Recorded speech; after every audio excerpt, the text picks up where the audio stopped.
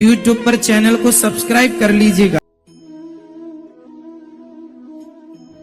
अपनी इच्छा शक्ति के साथ अपने आप को नया रूप दें। स्वयं को कभी भी स्वयं की इच्छा से निराश न होने दें। मानव कल्याण भगवत गीता का मुख्य उद्देश्य है। इसीलिए मनुष्य को अपने कर्तव्यों का पालन करते हुए मानव कल्याण को प्राथमिकता देनी चाहिए।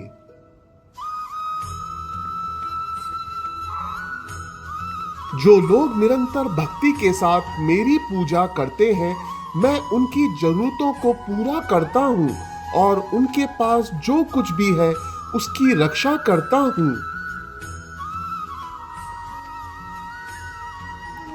जो मनुष्य न तो कर्म के फल की इच्छा करता है और न ही कर्म के फल से घृणा करता है, वह सन्यासी कहलाता है।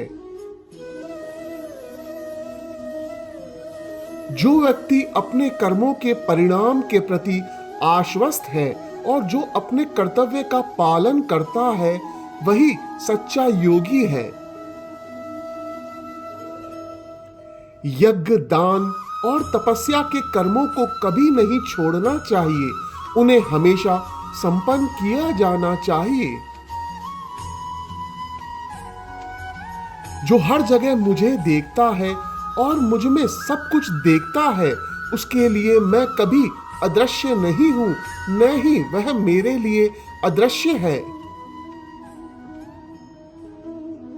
किसी जरूरतमंद व्यक्ति को बिना किसी हिचकिचाहट के जो दान कर्तव्य के रूप में दिया जाता है, वह सात्विक माना जाता है। जो व्यक्ति पूर्ण भक्ति भाव से मेरा ध्यान करता है और जो मुझे खुद में महसूस करता है, उसे फिर जीवन मरण के बंधन से मुक्ति मिल जाती है। वह मेरे धाम का निवासी हो जाता है। जब तुम्हारी बुद्धि मोह रूपी दलदल को पार कर जाएगी, उस समय तुम शास्त्र से सुने गए और सुनने योग्य वस्तुओं से भी वैराग्य प्राप्त करोगे। केवल कर्म करना ही मनुष्य के वश में है, कर्म फल नहीं। इसीलिए तुम कर्म फल की आसक्ति में ना फंसो तथा अपने कर्म का त्याग भी ना करो। दुख से जिसका मन परेशान नहीं होता, सुख की जिसको आकांक्षा नहीं होती तथा जिसके मन में राग, भय और क्रोध नष्ट हो गए हैं, ऐसे मुनि आत्मज्ञानी कहलाते हैं।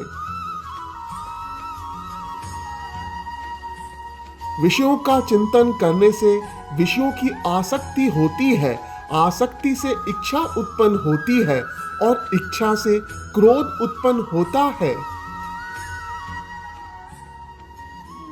संयम का प्रयत्न करते हुए ज्ञानी मनुष्य के मन को भी चंचल इंद्रियां बलपूर्वक हर लेती हैं। जिसकी इंद्रियां वश में होती हैं, उसकी बुद्धि स्थिर होती है। क्रोध से सम्मोहन और अविवेक उत्पन्न होता है। सम्मोहन से मन भ्रष्ट हो जाता है। मन नष्ट होने पर बुद्धि का नाश होता है और बुद्धि का नाश होने से मनुष्य का पतन होता है। जैसे जल में तैरती नाव को तूफान उसे अपने लक्ष्य से दूर ले जाता है, वैसे ही इंद्रियां सुख मनुष्य को गलत रास्ते की ओर ले जाते हैं। जो मनुष्य सब कामनाओं को त्याग कर इच्छा रहित, ममता रहित तथा अहंकार रहित होकर विचरण करता है, वही शांति प्राप्त करता है। श्रेष्ठ मनुष्य जैसा आचरण करता है, दूसरे लोग भी वैसा ही आचरण करते हैं। वह जो प्रमाण देता है, जन समुदाय उसी का अनुसरण करते हैं। जो मनुष्य बिना आलोचना किए श्रद्धा पूर्वक मेरे उपदेश को सदा पालन करते हैं, वे कर्मों के बंधन से मुक्त हो जाते हैं।